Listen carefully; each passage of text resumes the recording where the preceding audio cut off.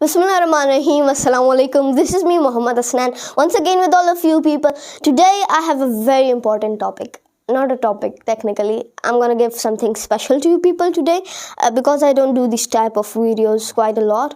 So as you guys know, books are the things that we usually study with, and lots of people have problem with books because they think books are boring, they think books are not interactive, they prefer videos. So today let's talk about books. Books are one of the most important things in our life, and even if books were the worst way, but still, why were the people of past writing books? If you watch, the world's greatest written piece is a book, Quran. And on the other hand, if you watch, book is the only thing that teaches us prominently and that gives us quality information, because a book is actually, I can say, for example, this is a writer, lemon writer. We can compare the writer with the lemon. This is the lemon, and when the lemon squeezes itself and finally gets destroyed, finally the juice comes out, and that juice is the book. We have the whole life experience of a writer. He spent his whole life writing one book, and we get all of that book and we think it's non-serious. We take it non-serious. We take it idiotically. We think videos are more important. So I have a question. If videos are so good, videos are so better, so why is Elon Musk not watching videos? Why is Bill Gates reading more than 200, 300 books in a week, in a month? Why is he reading so many books? Why is Jeff Bezos preferred? When he started his company, he started with books, and he thinks his success came from books. Why are the one of world's most prominent people writing books instead of making audios, making videos, making clips of their success videos? Why? Because books teach us more.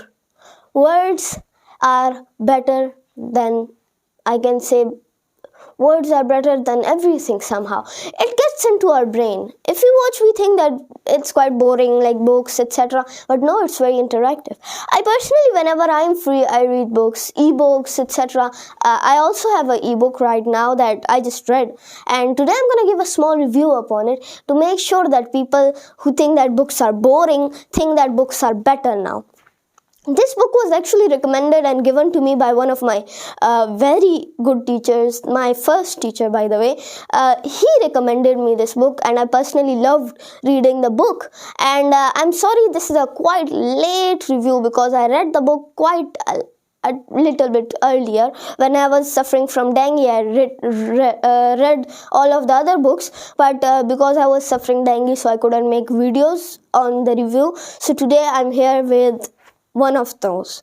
So today we are going to be talking about the book review of the book by the name of Memory Hack. I actually haven't read the original book. I just had e-version of it, ebook, we can call it somehow. Ebook? Yeah, ebook. I forgotten that it was ebook actually. So ebook I read about Memory Hack. One of the best books. I would recommend all of you people to personally read it because it will help you a lot. It has a lot of information in it. It has somehow links, etc. You can find a lot of good things in it, and I'm gonna give a small review upon it. Personally, I liked the book, and the thing that book was including was about the brain, the neurons, etc. Everything was including that. So when I opened the book, the introduction, there was that this is not the original book, this is the ebook, etc. There was the introduction, and first of all, the introduction came that this book is a book about how to get smarter and how to store more things, how to do more things. If you want to remember a quote from a movie, if you want to remember a poetry from a book, you can do all of that now by the help of this book. So I got surprised. I was like, oh really? Is that possible? And I was having the same reaction like, I think that's stop the cap. I was like that. So now if you watch, so the first thing I read in this book was about neuroplasticity and the science of learning. Now what is neuroplasticity? Neuroplasticity is a word that came from neurons and plasticity. Now, simply, for example, think that what is neuron? Our brain is made from a component from, I can call it a cell. These are the cells that are known as neurons. These small star-shaped kind of things, I can call it. I'll make a small diagram of it. These type of things.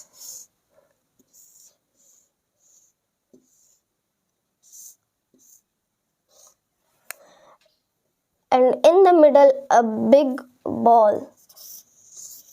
This is what a neuron looks like. It is a kind of component that is very important for our brain. It teaches us a lot of things. It's just like a small ball with a lot of kind of, I can say, tentacles, etc. coming into it.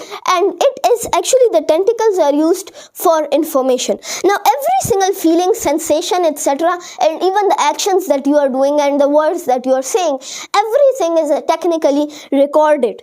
Technically, every action you do is a neuron.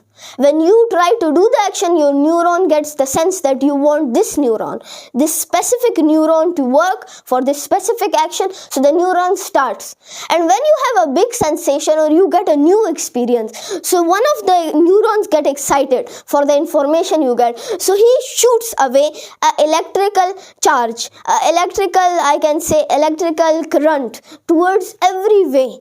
And the other neurons that are connected by the tentacles get it, and some of them maybe get excited with it, so they continue on shooting the electrical currents. And this, when electrical current is given, this actually creates and produces some information in your brain. It can even, you can remember memories, old memories by focusing on your brain. And when you focus, your neurons will create a current, and then you will remember everything. So this is what neuroplasticity and the science of learning is. So when your neurons are fresh and you have a new feeling, so when your neurons, you focus on your neurons, they have a type of thing we can call where you can put more, where you can put the things that you haven't experienced. When you learn something, so a new neuron is created. So how to control those neurons? This was in the chapter of neurons and neuroplasticity. Now the next chapter was neuroplasticity and neuroscience to learning, to getting smarter. Now this chapter was quite non-specific. It was a very different chapter than others, because in this chapter I learned quite a few things. Like I learned about things like speed learning. I learned about things like emotions, etc. That how all of these things are controlled by neurons, and even I understood neurons better, and I understood that how neurons work. The thing that I just discussed in the first chapter was also in the second chapter, but a bit more deeper and detailed.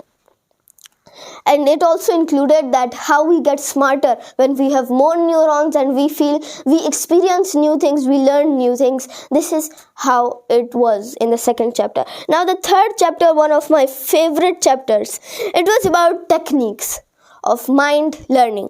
Now, there were a lot of techniques. I personally wrote them on the board, but the things that I personally remember is mind maps, memory palaces, and the sheet technique is a bit different thing, like you people might not know it. These are techniques, memory hack techniques. And there was another one, but I didn't include it because it was way more advanced for even somehow, like when I read it 20 times, I understood that what was it trying to say, because even the explanation itself was kind of confusing. So here, what is memory maps? First of all, let's go for the sheet. Sheet is the simplest form of the memory palace or the memory mind. For example, you go into your brain, you make a sheet, a time-space sheet. You remember like that Einstein created that sheet of time and space where there were like those small squares, and when you put a kind of, like, for example, black hole on it, on that sheet, so the sheet gets warped from the downside. Those are different things. So just think about the sheet that, for example, Albert Einstein created, sheet of time and space. Just think about that. You have a sheet of time and space in your brain, and here you put every single information you think is important. And you get free, you go into the time and space, you go into your sheet and you remember what were the tasks. And one important thing, just try. For example, there is a task, so don't put the task in the memory sheet, put a picture of the task in your brain and put it on the sheet. When you go to the sheet, you will automatically remember it. You will automatically remember all of it. It is quite simple, but if you read the book, you will understand it. Now, personally, I remember I used to watch this series by the name of Sherlock Holmes by, I forgot which one.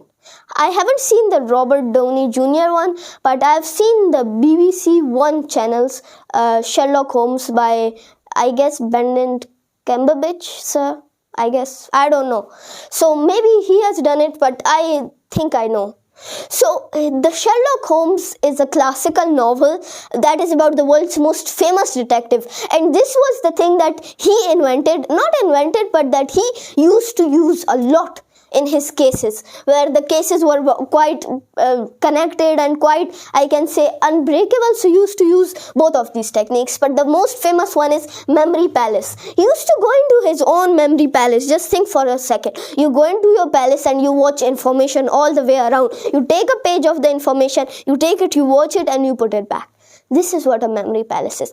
Just like the memory sheet, but the difference is it is a physical form. It is something physical.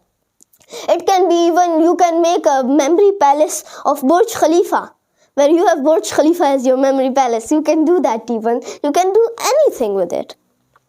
Now, memory maps. What is memory maps? Now, for example, you create a small structure, a small map of our city. And in every single street, you call the street by one name. You call the street by information. For example, you have a thing that you need to keep in mind. So you create a memory map and there is a street that is not named yet. So you take the information and put it as the name of the street. So whenever you try to memorize and go into the memory map, you will remember that that is the street that I needed to go. You will remember everything. This is very confusing. I understand it. I'm very sorry. This is very confusing. I understand all of it. But when you read the books, you will understand it. Or either watch Sherlock Holmes. Maybe. So let's go ahead.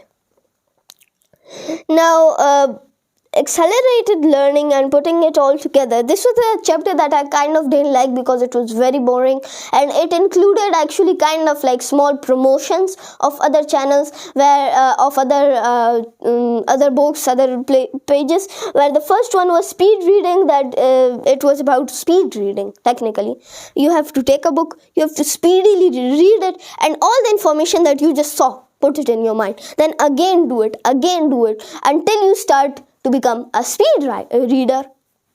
I didn't understand it myself, but when you read the book, you will understand it.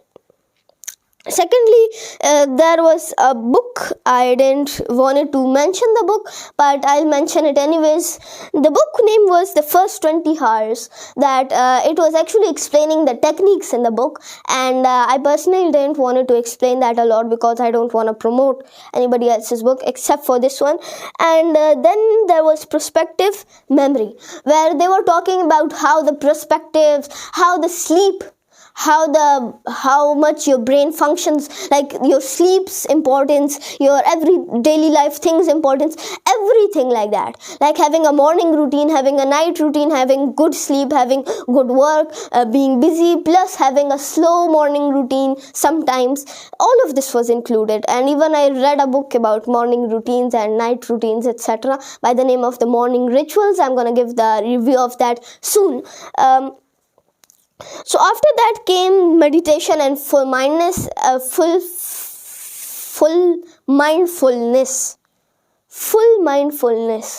I don't know why I still cannot pronounce it. So if you watch full mindfulness here, actually means that when you're fully minded and you meditate, when you understand yourself, unless when your brain is into something, you cannot go into any one of these memory techniques. For that, you need to calm your brain. Make your brain boom. Everything's gone. Clean your brain. Clear your brain. Nothing should be in your brain. Just silent yourself, meditate, and go into the palace of memory, where you can find everything you need. But in our life, it's quite nowadays impossible to clear your mind, but still you can try it. After that, the next one was flow of charts and checklists. Now here they give an example of even my father's profession. He's a surgeon. So they gave an example that 99.9 surgeons, when they are given a checklist, so they don't make that much mistakes. But when they are not given a checklist, they usually make mistakes, because we get distracted and our mind is not full minded. Like our mind is not mindfulness. Like mindfulness, the chapter that it was. So the mind of the surgeons isn't mindful yet. So that's the reason why that happens. They described a few things about that. So after that came liquid and crystallized intelligence. Now I was like, what? What is the difference? So here the difference is liquid means knowledge. No, liquid means information and crystal means knowledge. Now the difference here same is that, but the thing is here, like liquid is the power to learn something, where you can learn things, and information comes from learning. Knowledge doesn't come from learning, it comes from experiences, etc. It comes from a long life experience or from books, etc., and that takes a long time. But for example, the knowledge, information, anything is information. Even me talking to you, that is information, that I'm talking to you. This sentence is information. So information means, liquid means the process of learning, the power from which we learn. That is known as liquid information.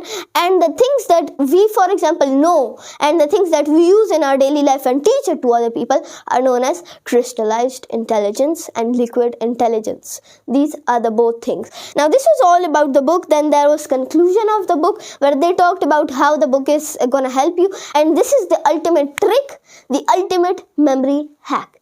So this was all about the book review. I give you a small spoiler alert. I described everything in the book. It is so cool. Very good book. You guys should also read it. I'm gonna tell you people, the book name is Memory Hack. If you want the ebook, you can get it. And if you want the original book, find it somewhere, because I personally don't know where to buy this.